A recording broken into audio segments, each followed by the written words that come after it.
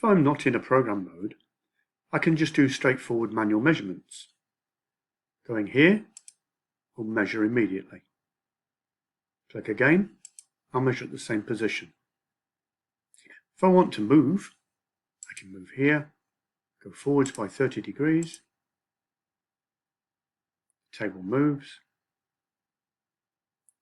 Once it's stopped, we can see the collimator's steady, and we can measure again. If I made a mistake and say there was some noise or vibration, somebody closed the door, we can go back here and press return and measure again. This will clear all data, going back to the beginning. But because it's dangerous just to press it, there's always a confirmation. Would you like to remove all measured data? Yes. So it's very, very simple, straightforward commands.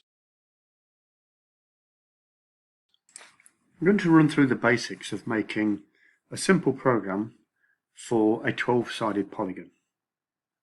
If we go into the program mode, we can say that we're going to create a new program, and I'll give it a name, 12-sided example.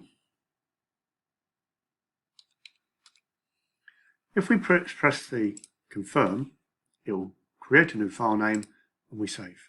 We can then come back into program. The first thing I'll always do is a home movement. This makes sure that the table is in its home position and we're able to repeat the face that faces the autocollimator. It doesn't actually do it when we're doing this program step. It doesn't physically move. We program it almost remotely. We can then come out and I can say, let's put a prompt into the operator, load polygon at face 0. That's face 0 facing the collimator. Can then come forwards. What I want to do now is, I'm not sure if the last component I had on was a bright surface or not so bright. So I'm going to do an auto brightness, put that step in, and that will then set the collimator to the correct brightness for this particular polygon. I can then set tolerances. If I go in here, I don't want a y-axis, but I'm going to just look at the 0 to face tolerance. I'm going to set that to 1 arc second. And they can come through. The next thing I'm going to do is I'm going to create a loop. I've got a 12-sided polygon, but I do want to measure face 0 and face 360 degrees to make sure that the closing error is good enough. So I'm going to measure 13 times. Select that. This is the loop, and all we do in the loop is we do a measure, and then we do a move relative forwards by 30 degrees, and that's the end of the loop. We close the loop. That program is now ready to run. By clicking accept, it will then go and save it. File exists, so I've got to replace it, and now I'm ready to run. I tell the program to run and I accept that. It will not start until I select the start button here. And here is a live status of what's going on. It's not started. Click on here. It says running. The first move is a move home.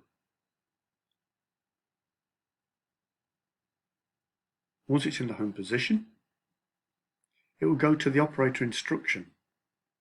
Load the polygon at face 0. I already have a polygon on here, so imagine we're putting a new polygon on.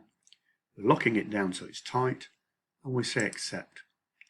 Brightness is now automatically setting on the collimator. On the right hand side, you'll see the dot went brighter, so the optimum characteristics for the autocollimator have been set.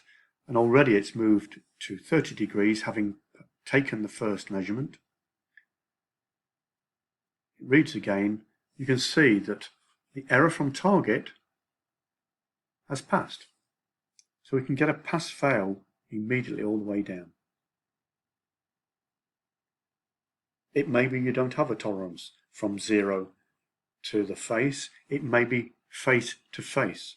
and then you set that in the other settings.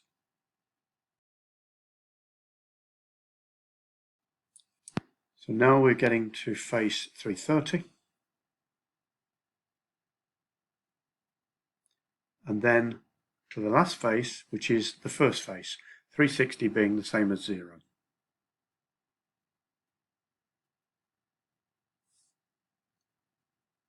The program completes and is now finished. We can now save this as a XML file. We'll call this demo1, and that will be saved in an XML format. I can also export that as a CSV file. I can put that into another one called demo1. I can print. I can print multiple, all of the pages. So all of this column will be printed to whichever printer has by default been selected, and print.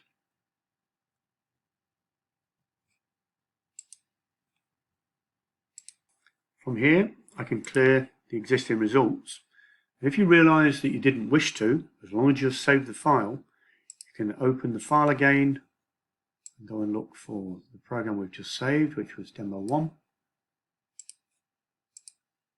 and we bring the data back. Now that we've finished, we can delete all the results, remove all, and we're ready to start again.